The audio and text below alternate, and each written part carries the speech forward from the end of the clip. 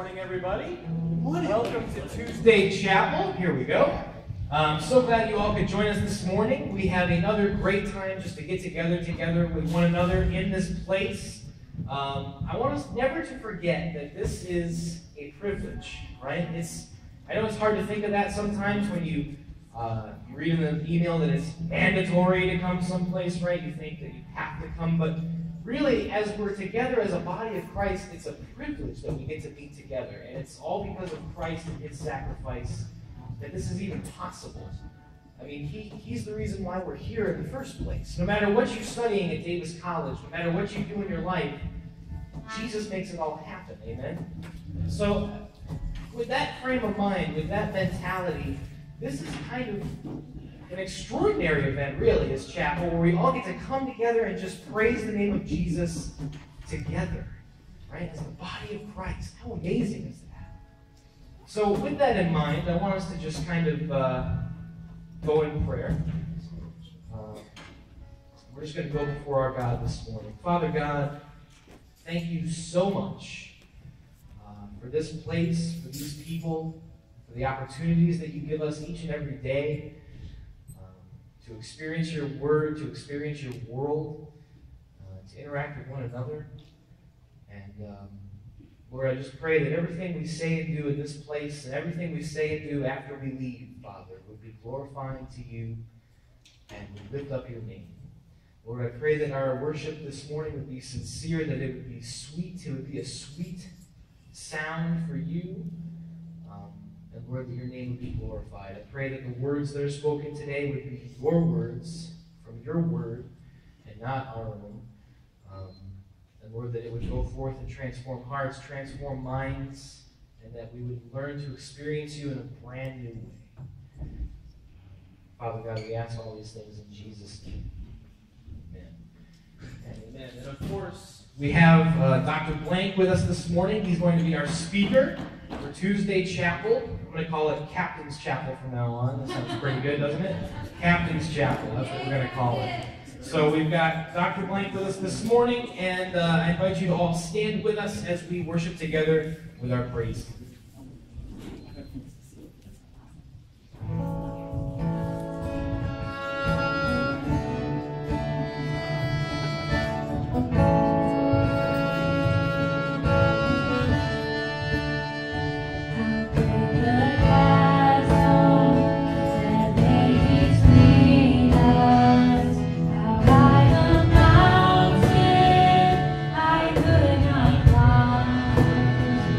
And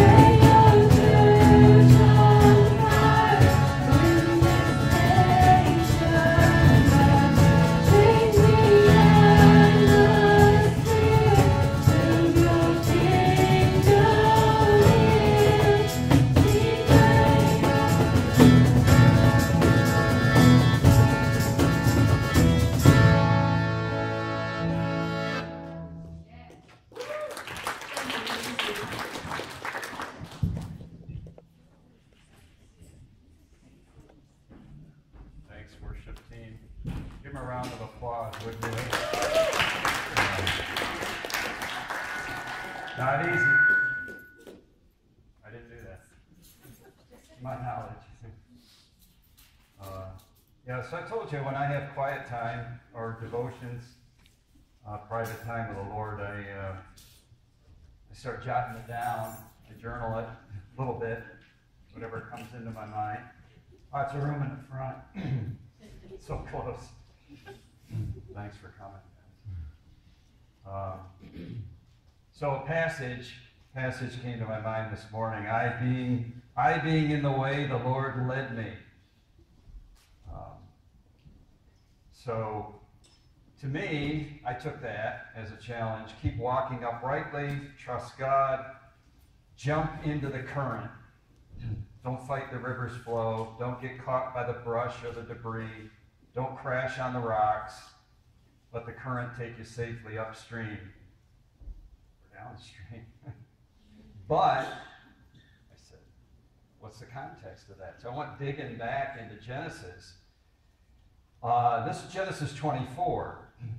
And the verse preceding that said, Blessed be the Lord, the God of my master Abraham, who has not forsaken his steadfast love and his faithfulness toward my master. As for me, the servant of Abraham. He had this duty, go find a bride for Abraham's son, right? As for me, the Lord has led me in the way. The old translation, I being in the way, the Lord led me. But he says here in this translation, as for me, the Lord has led me in the way to the house of my master's kinsman. So then I write, God's favor and his reliability are sufficient means to convey me to his appointed destination. That's by that text, right? By the verse. If it was true then, it's true now. Here's the purpose-driven life. Of course, that's Rick Warren. Millions of books sold, right? But the purpose-driven life lived out on a daily basis, I being in the way, the Lord led me. The first reported prayer for guidance in the Bible. That's what it is. Did you know that? First reported prayer for guidance in the Bible. This was Abraham's servant in search for a bride for his master's son. God of my master, sorry, my voice is going to be froggy today. God of my master Abraham, please grant me success today. This was the prayer. Please grant me success today and show steadfast love to my master Abraham. Now, the prayer was answered before he finished speaking. Right? So here he is praying this thing. And chapter 24, verse 15 says, before he had finished speaking, behold, Rebekah in the fulfillment of this. So stepping onto the path, moving full throttle into the unknown is the beginning of the life of complete reliance on God. Has nothing to do with my personal comfort. It's about trusting completely in him. Now, speaking to me, not to you, this is written to me, right? You'll never experience the fullness of God's leading and the realization of his provision if you, Doug, remain on the banks in the realm of the known, saying, well, this is comfortable, this is certain, I'll stay here, there's no risk here. But the servant had no choice in the matter, and neither do true disciples who willingly and devotedly place themselves on the path, or our text today in Matthew 8, in the boat with Jesus. The storms will come, but he is with us. If you can find your place in Matthew 8, and the text we'll look at begins at verse 23. So I want to talk about peace. So we've done, this is like the third of these things, and they've all been one-word titles. We'll see how long we can keep that going. But the idea of peace, just a little bit of background linguistically, or the language in the Greek and the Hebrew, you sort of come to the same place. We like to think of it as inner rest, inner tranquility, something like that, when in fact we could expand the definition, or the understanding at least, a little bit further.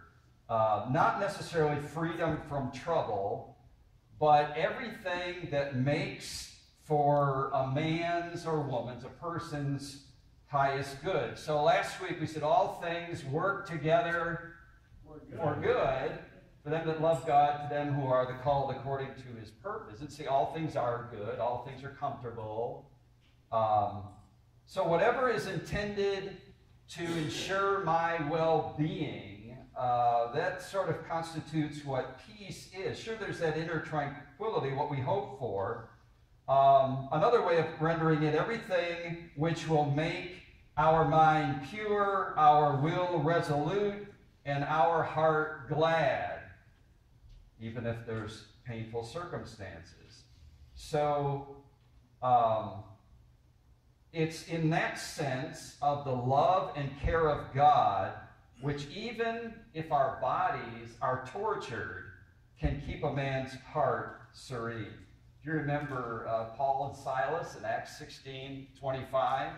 At midnight, and they had their backs, the skin on their backs laid open, and there they were rejoicing, singing praises to God, being joyful. In that sense, they had peace, fulfilling God's purpose in their life.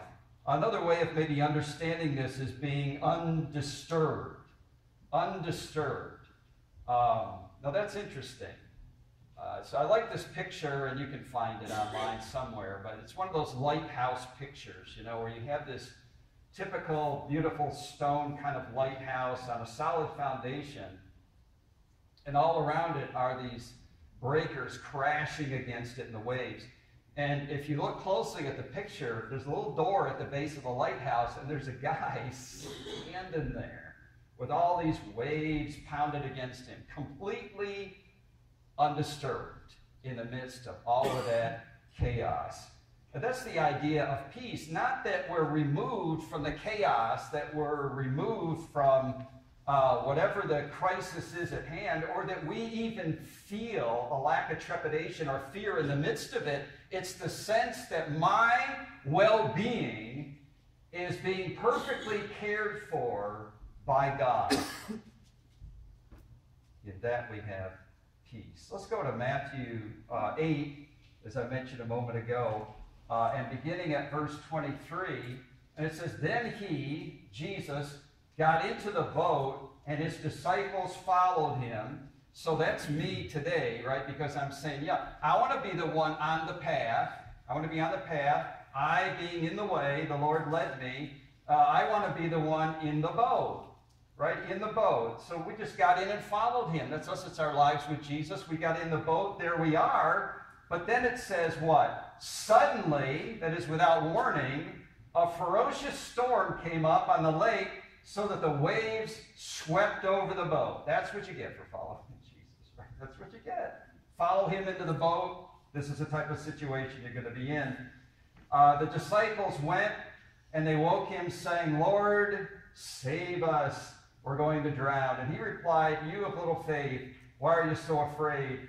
And then he got up and rebuked the winds and the waves, and it was completely calm. And the men were amazed and asked, "What kind of man is this? Even the winds and the waves obey him." So what do you see in the storm? They saw Jesus asleep. They began to question his care for them. What does verse 25 say? "Lord, save us, we're going to drown," as if he didn't understand this. So one of the things you see, just looking at the text, you find a demand and a conclusion, which is what we do. Our knee-jerk response is to demand something like, "Lord, get me out of this." And then there's a conclusion that's drawn: we're going to drown. Had they drowned yet? No. Right?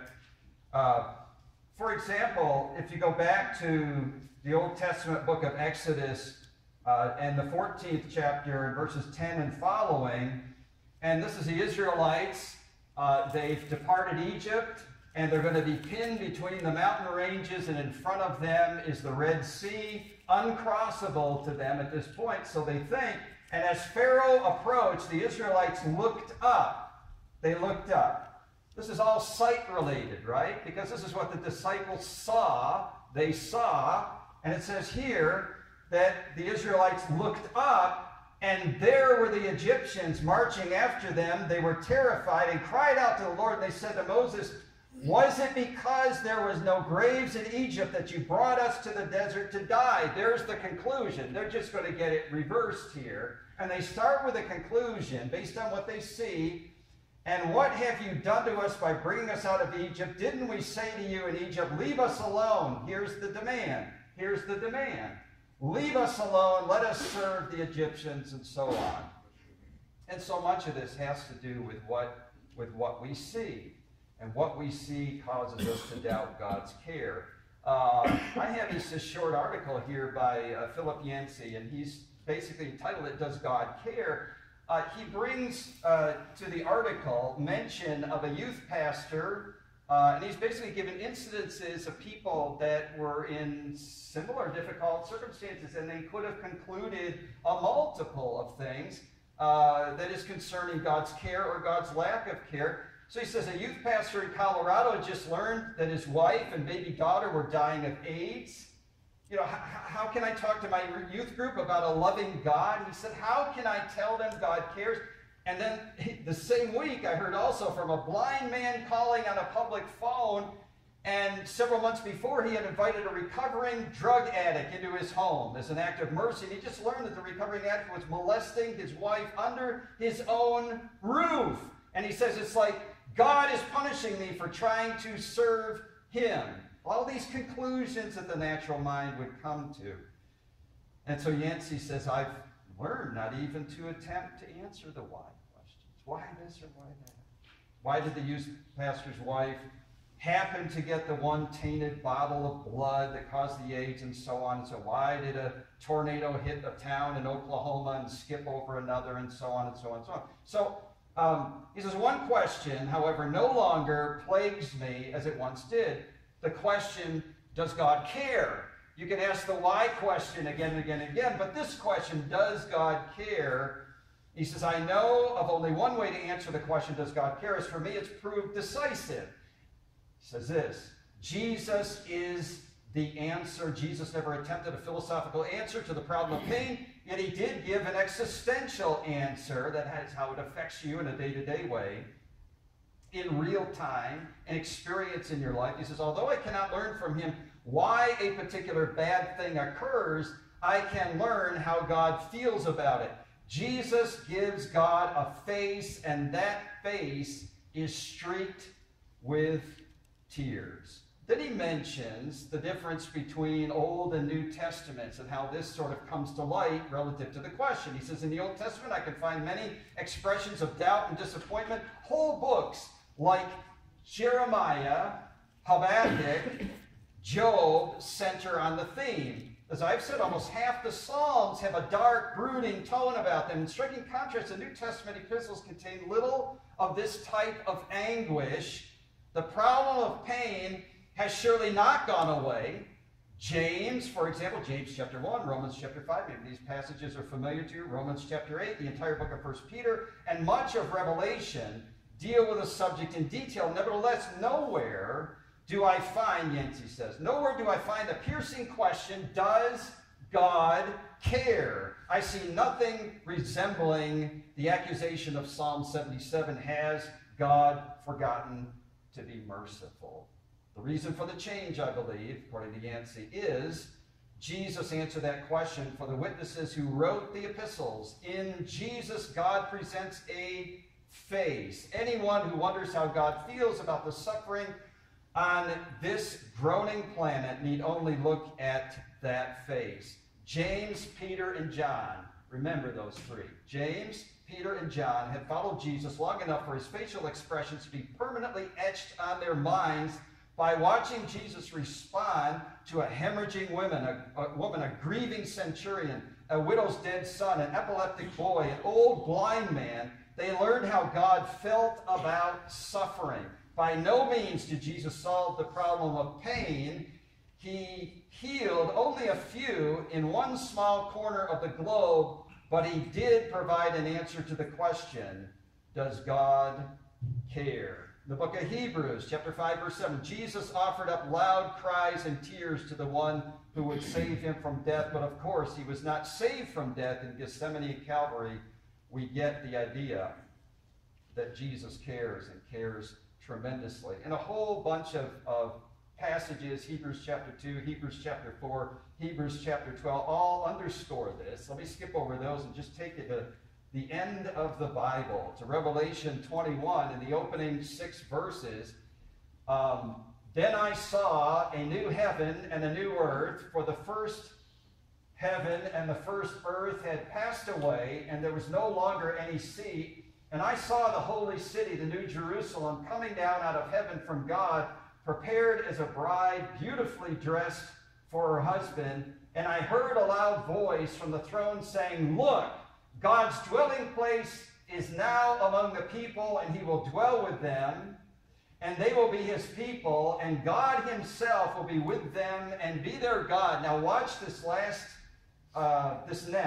next phrase, sentence, verse 4. He, that is God, will wipe away every tear from their eyes. There'll be no more death, mourning, crying, or pain, for the old things have passed away. That is, once and for all. He will wipe away every tear. So what if your entire life is one that's characterized by just suffering? Every day, suffer. Every day, difficult circumstances. But somehow, we're to have peace in the midst of that. Somehow, we're supposed to lay hold on this. All things work together for good to them that love God, to them that are the called according to his purpose. Somehow, we're just to embrace that on faith when every day there's frustrations and doubts and fears and the breakers crashing against the lighthouse and a storm that's threatening our life on the boat with Jesus. How are we supposed to respond to that? He'll wipe away every tear from their eyes. That's an interesting expression, right? So let's say every day of your life is full of suffering, and there are just tracks of tears rolling down your face. It says that God cares so much that he divides those tracks of tears into individual drops of tears, as if to say, and the language here gives us the imagery of him blotting each and every tear. That's how much God cares. Imagine the God of the universe caring so much about you, caring so much about your pain, caring so much about the struggles that you have today, that he's saying, in the end, in eternity, it will all be worth it. All the suffering, all the mind-bending perplexities of life, it'll all be worth it when he, out of consideration for each, knowing each and every tear and what pain that represents, blotting every single one. See, all of this will pass away one day. And all of our suffering and all the perplexity and all the things that we can't understand, all the tests and trials of our faith, all of that will converge at this grand moment in eternity and be worth it all. And that's where our peace is. Our peace is not going to become in this turbulent world in which we live. Our peace is not going to come from some sort of psychological a rationalizing of our suffering, some type of wish fulfillment, but it all rests in God. So what drives a lack of peace? And by the way, if you just go back into the text of Romans 8:28, obviously just go back into the text, and what does it say? All creation travails. Right? So Paul is saying, all of this is working together for good. Oh, and by the way, concurrent with the fact that all of this is working together for good is a travailing creation. What does that mean? I could have you just all groan. A real deep groan. And just keep groaning. So at the same time, you're hearing in your ears Everything's just working together for good. Everything is going to consummate for God's ultimate good in eternity. All around you is a constant sea of groaning. And that's creation. Waiting for the revelation of the sons of God. Waiting for the consummation of all things. Only then will all of this make any type of sense. And what do we have in the wake of it all? The face of Jesus. That's what Yancey says. We have to agree. So let's identify some helpful points to try to address some of our doubts and fears, much like we find here with these disciples. Lord, save us. We're going to drown. He says, oh, you of little faith. I think one thing that's helpful for us to understand is the interdependent nature. Yes, that's a professor, right? Yes, the interdependent nature between God's sovereignty and his providence, right? So when we talk about God's providence, we're talking about his care, we're talking about his sovereignty, we're talking about his control. The God, listen, the God who never relinquishes control on us, though it can seem that way, never ceases to care for us. But his care is not like the kind of shallow care that sometimes we feel that's all we have to offer, is our empathy, our sympathy. But in this sense, the very real fact that he is using this, whatever this is, that's responsible for the tracks of tears to accomplish his best in our lives. So that kind of truth is not always well received by the rational mind. But then who wants to be rational when you're suffering? Right? I mean, that's the last thing. When you're suffering, when you can't figure it out, and somebody comes up and explains it to you. Better just give them a hug. Faith is intended to be displayed in the valley and not on the mountaintop. I don't always read Oswald Chambers. Matter of fact, I don't always read, period. No, I don't. True confession. I don't always read a lot of devotional books. My wife has a stack of them. She enjoys doing that, and she farms out a lot of the good stuff, you know, in journals. She has her own thing. I do my thing, right? But on this occasion, Oswald Chambers talking about the place of exaltation, and this is based on Mark's Gospel, the 9th chapter, 2nd verse. Jesus took them on a high mountain. Let me just go over that text. So Jesus took them on a high mountain apart by themselves, them being the disciples. So chapter 9, verse 2, after 6 days Jesus took, and I thought, and this didn't occur to me until I was reading that little article by Philip Yancey, right? Because, remember, we said Peter, James, and John? Peter, James, and John, the ones in the New Testament that wrote about suffering the most. And it's interesting here what they saw. What they saw, the face of Jesus, right? After 6 days, Jesus took Peter, James, and John with him, led them up a high mountain where they were all alone. There he was transfigured before them. Chambers says we all have experienced times of exaltation on the mountain when we have seen things from God's perspective and have wanted to stay there. But God will never allow us to stay there. The true test of our spiritual life is in exhibiting the power to descend the mountain. If we only have the power to go up, something is wrong. Well, it's a wonderful thing to be on the mountain with God, but a person who gets there so that he may later go down and lift up the demon-possessed people in the valley, that's what's significant. We're not made for the mountains, for sunrises, or for the other beautiful attractions in life. Those are simply intended to be moments of inspiration. We are made for the valley and the ordinary things of life, and that is where we have to prove our stamina and strength. Yet our spiritual selfishness always wants repeated moments on the mountain. We feel that we could talk and live like perfect angels if we could only stay on the mountaintop. And those times of exaltation are exceptional and they have their meaning in our life with God, but we must beware to prevent our spiritual selfishness from wanting to make them the only times. We are inclined to think that everything that happens is to be turned into useful teaching, but in actual fact, it is to be turned into something better than teaching, namely character. The mountain is not meant to teach us anything. It is meant to make us something. Faith intended to be displayed in the valley and not on the mountaintop. So here in Matthew's gospel, right, in this passage, the Sea of Galilee encountered storms, and that was just based on where it was.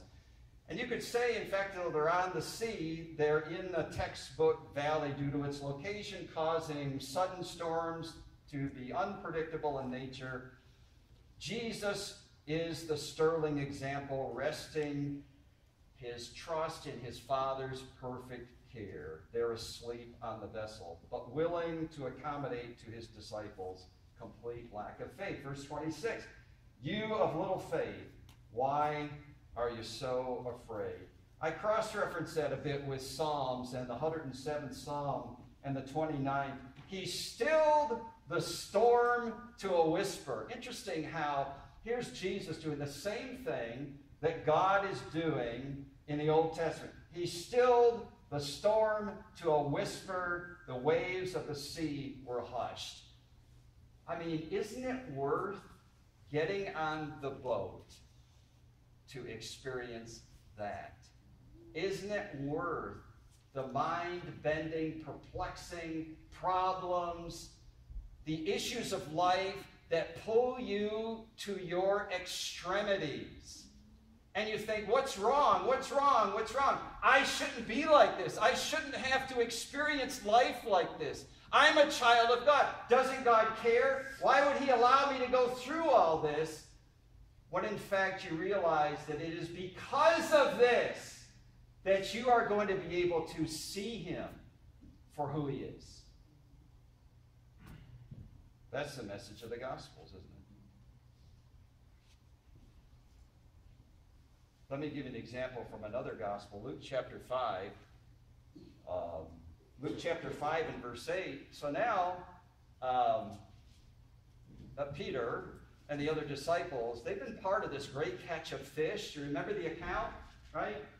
Boat goes out a little ways, boat goes out a long ways, 2 boatloads full of fish, and Peter's just overwhelmed by this.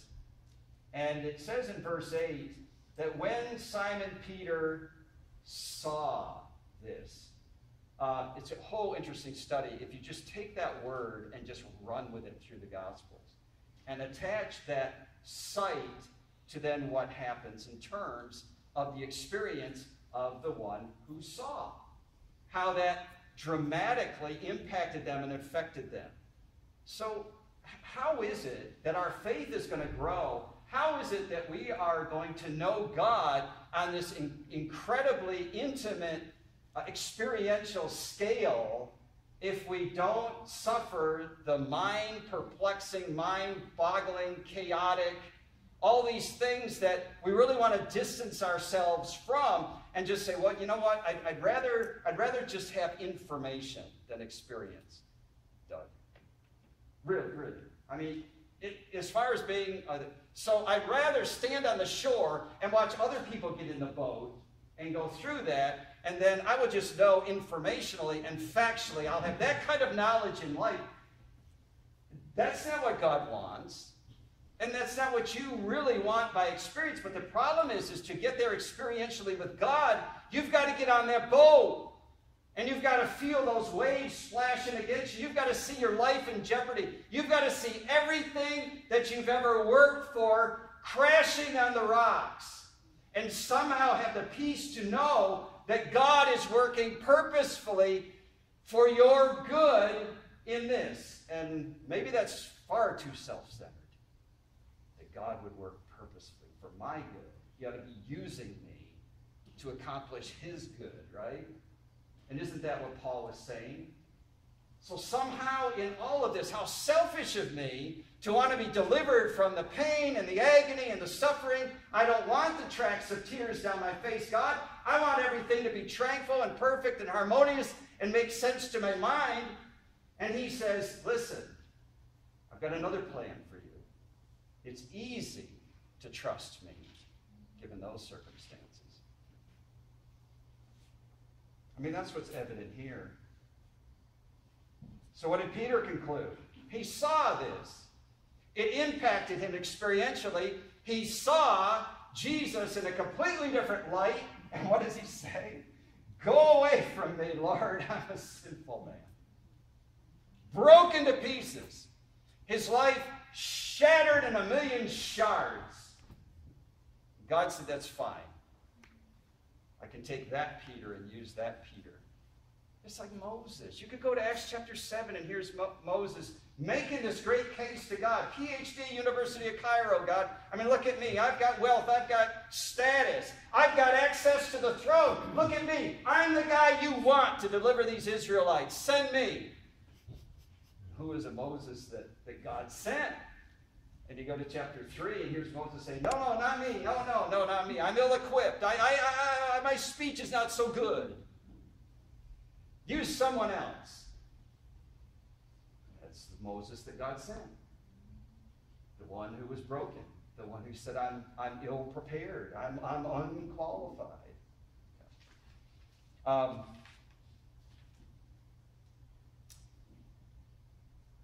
So let's set Matthew's narrative in sequence, for example. This is an interesting little exercise to do in the Gospels. You know, when you don't have homework or something. So, the life of Jesus in and through us, best displayed in the storm. Does Matthew make that case? So let's find some storms here. So there's the storm of being a social outcast. You see that in chapter 8, 1 through 4? There's a leper. Anybody want to be a leper? There's the storm of being a social outcast. The storm of desperation. Chapter 8, 5 through 13. Here's the faith of a centurion. Desperate. Here's the storm of sickness. Verses 14 and 15. Jesus bringing healing.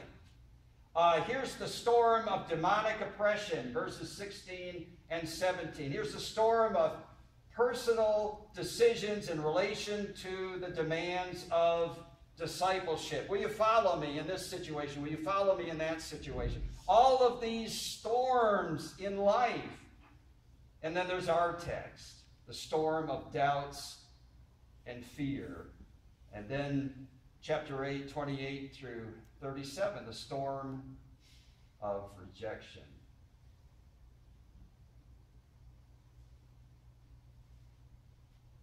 In every case, each one of those individuals saw something. How did they see Jesus? How would their sight of Jesus be transformed? I think in that passage, verse 23, then he got into the boat and his disciples followed him. This is key. This is key. They were in the boat with him. Not that they woke him up, not that he was asleep, but they were in the boat with him. You see, they walked in with a certain set of assumptions about who Jesus is and about what Jesus could do, about what Jesus could do relative to their lives.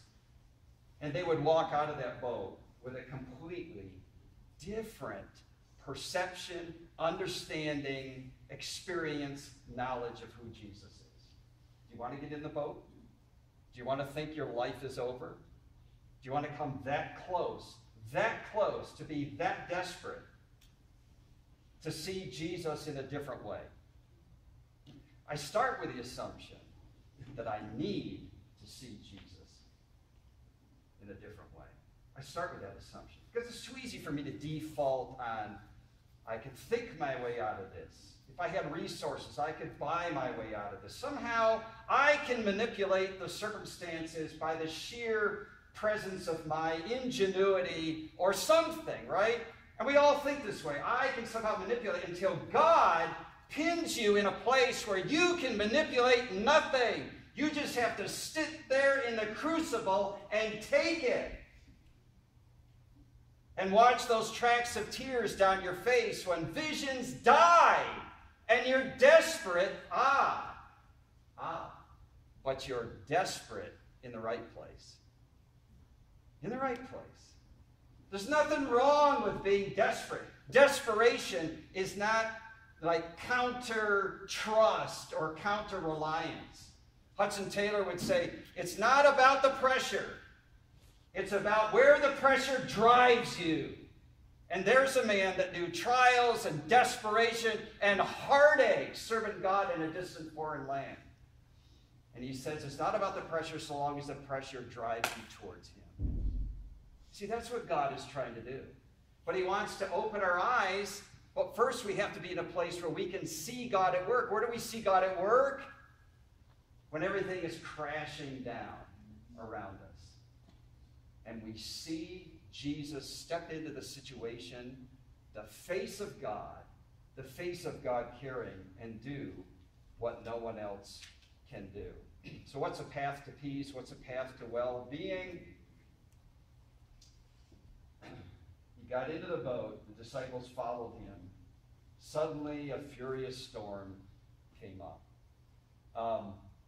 5 things. 1, go where disciples go. So there's the word follow. Go where disciples go. Follow imperfectly. Do what disciples do. Fail constantly. Expect what disciples expect. Correction repeatedly. Learn what disciples learn. Trust implicitly. Know what disciples know. Truth incomprehensibly.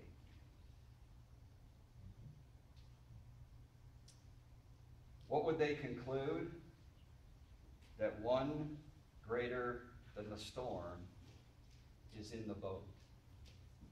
Now watch this, and we'll finish. The men were amazed, and they asked the question, what kind of man is this? Even the winds and the waves and obey him! Exclamation point. What would you give to be in that situation? Seriously, to be able to see that, to be able to experience that, to have your faith molded, to have that pressure cause you to rely completely on him, where all you have is God.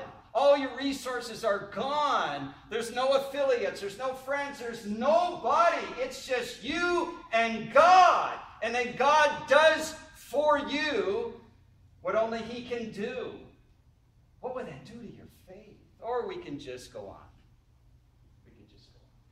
Or you can get mad at God or bitter at God and go wander off in this direction and that direction.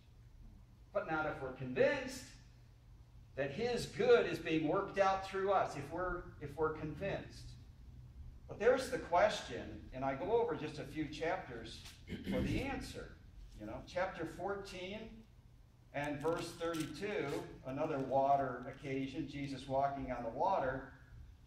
And again, verse 31, immediately Jesus reached out his hand and he caught him. This is isolating Peter again. You of little faith. That's our nickname, Little Face.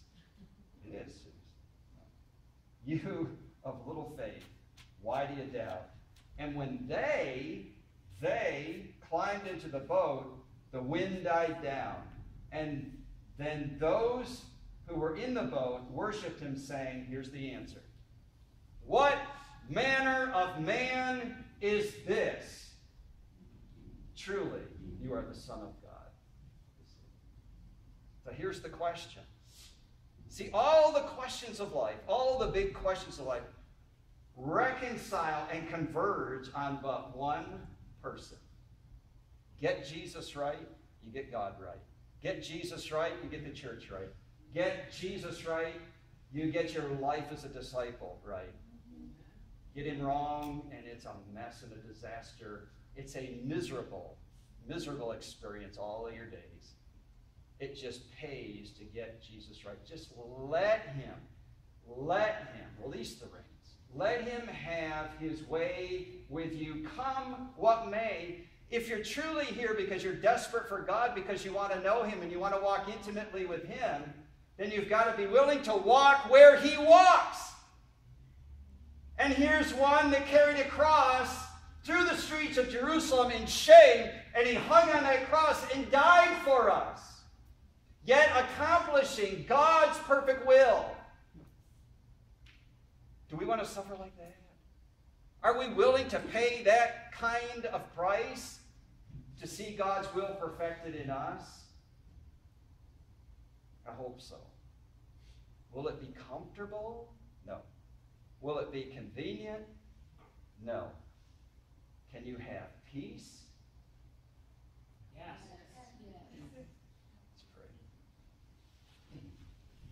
Lord, you're so good to us because you condescend, you stoop down to our ignorance, because that's what we are. We're just these finite creatures that think we understand so much, when in fact we just don't get it until we follow you on a boat and discover who you really are. Thank you for the hard times, Lord. Thank you for the struggles. There's people in this room just struggling. And that's okay, because one greater than the storm will not move. No storm will move you from our side, and we thank you for that. Lord, just bless us as we continue on through the remainder of the day. Help us just to be radiant testimonies of your grace in our lives. Help us to see the face of Jesus.